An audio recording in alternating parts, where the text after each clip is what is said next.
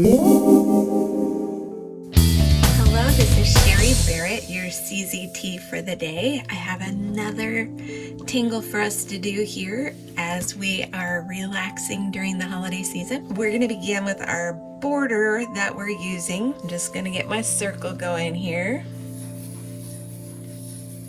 There we go. I'm happy with that.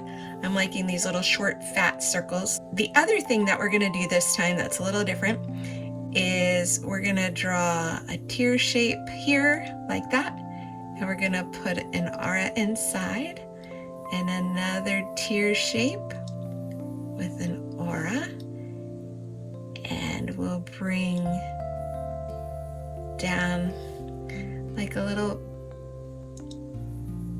lizard tongue. There we go. And so I'm just going to begin by choosing the line that I want to use.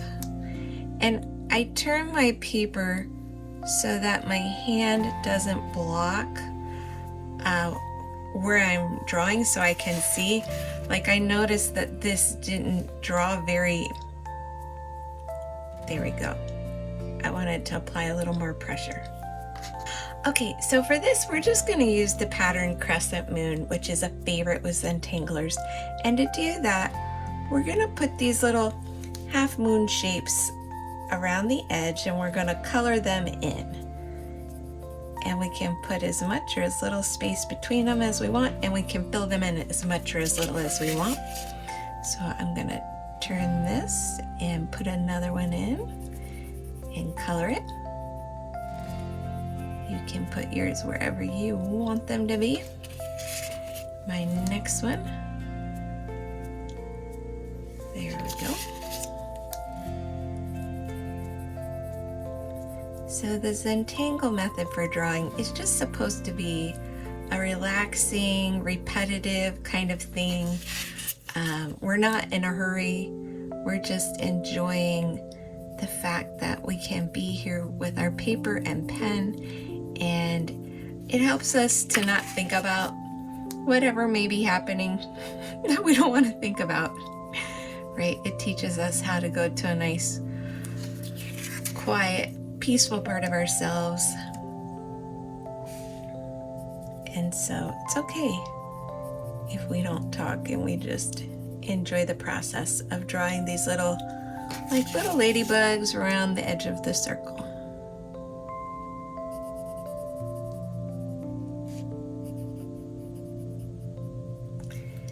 And I think one more should do it for me.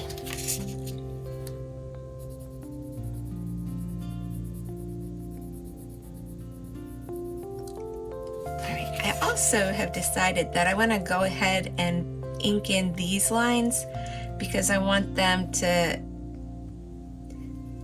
remember that they're there and not draw over them, which is the nice thing about the pencil lines is we can always ignore them or draw over them if we want to.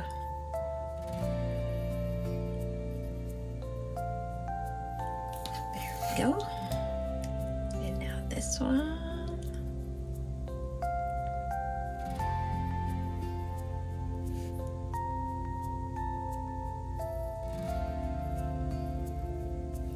There we go.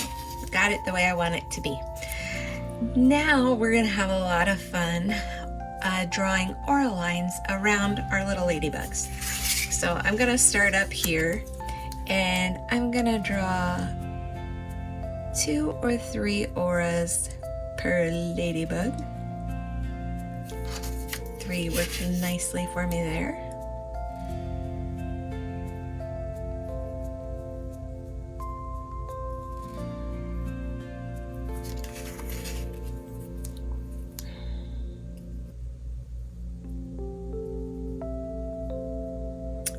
And so I'm just going to pretend that that line came from there. Now my next one,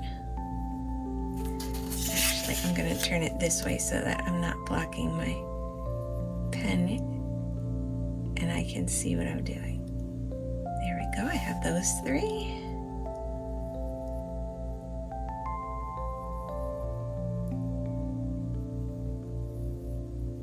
Got 3 more there.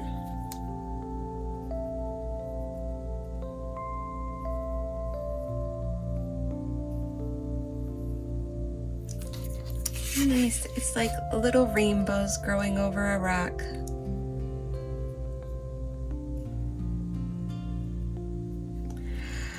Well, I want this one to have a couple, so I'm gonna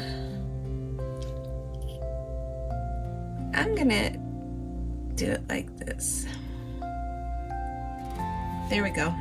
That's how I decided I wanted to do it. They kind of look like they're weaving in and out of each other. That's kind of cool. I'm gonna keep going. I can get a, let's see. I want to get a fourth one here. And I think I can get a fourth one over here. So there is no right or wrong for this. Whatever happens, happens is part of the fun of this.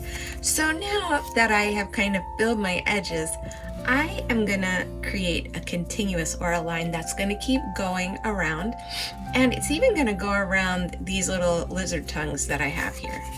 So I am going to start actually with my lizard tongue because I think that could get complicated.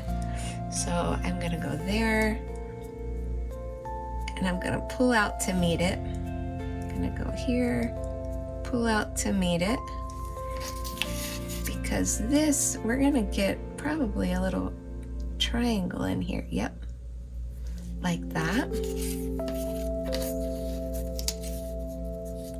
And now connect those.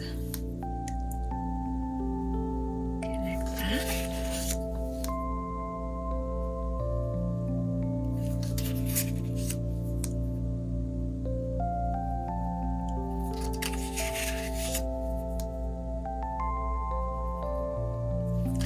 Keep turning my paper. Is part of how I get nice consistent lines.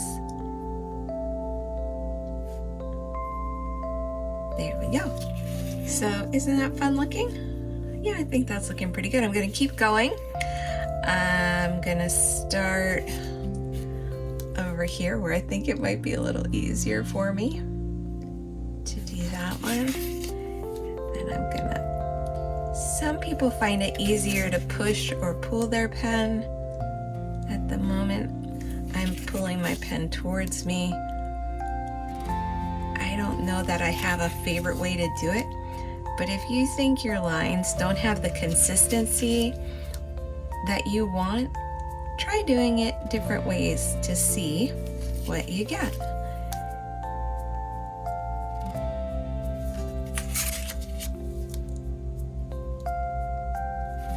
Nice. That's coming along really nicely. So let's see. I'm gonna start in here like this. Get another little triangle there. Pull this one there to meet it. And then we're just gonna finish up with a diamond there in the center. Okay. That is looking pretty cute. Pretty cute, but now is when it's gonna get really fun. We're gonna take our pencil and we're gonna add some shading. That's gonna give this a little bit of depth and dimensionality. So I'm gonna shade down these lines of overlap like this. Actually, I guess I should bring these in here. These guys. Bring it like this. Like this.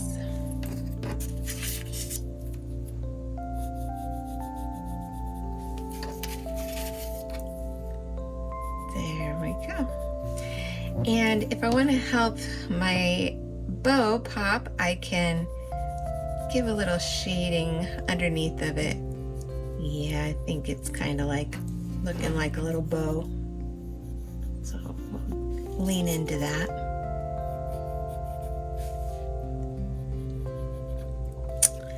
There we go. And I have some stray lines over here.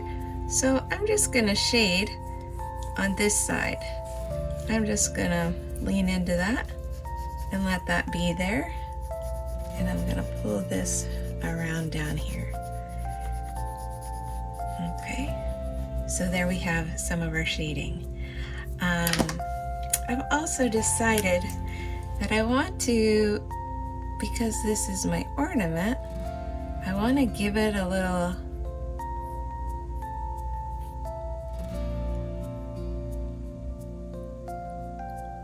one of these things. Now be careful with your jelly rolls. They don't dry as quickly as like your felt tip pens will, so you have to be really careful not to put your hand in it or you'll smear it, which is a definite possibility with me. I'm gonna try not to. But if you don't have a jelly roll, if you have a highlighter or any different colored pen or marker, you can use that to add a pop of color to your design. But I'm liking this jelly roll. I like how thick they go on, and it just adds a little bit of interest.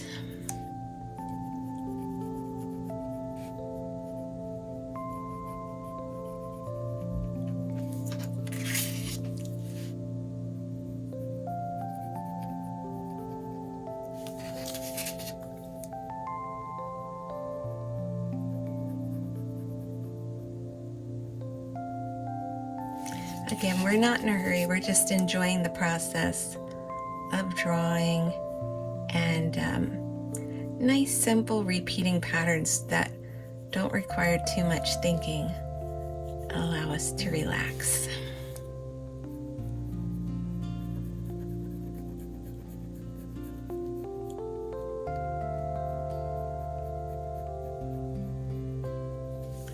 There we go. I got my tortillon. And what I'm going to use this for is just to soften up my pencil. So I've laid down that pencil. This is just going to soften the effect. Of course, you can use your finger, but honestly, if I use my finger, I will get fingerprints everywhere.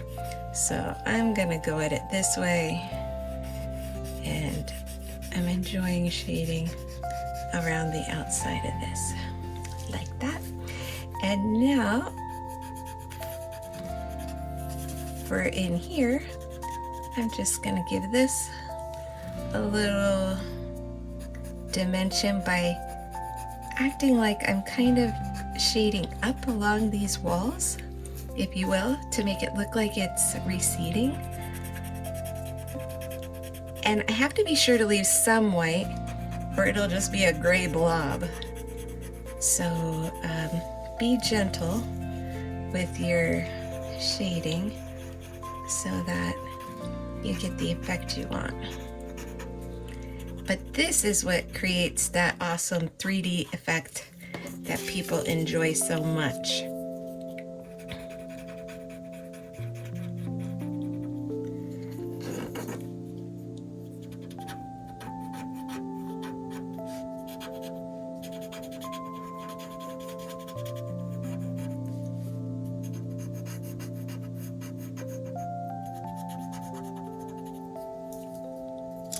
So there we have it, another bauble. I'm trying to keep these videos around 15 minutes so that we don't, so that we can just get away and do this really quickly and then get back to whatever we're supposed to be doing. But feel free to play around with it more, and if you think that your bauble needs something else to make it awesome, do that. I decided that a little pop of color here in the middle might be nice. And don't forget that, as always, we put our initials or chop on there. And on the back, you can write the day and time and what the weather's like. And this one, the funny thing is, it kind of looks like it sinks into the paper. It almost looks like a paper ornament laying on our paper.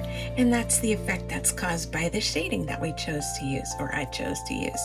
I hope that you enjoyed this exercise, and keep drawing, put it on your fridge, show it to your friends, cut it out, put it on the Christmas tree. Have a great day.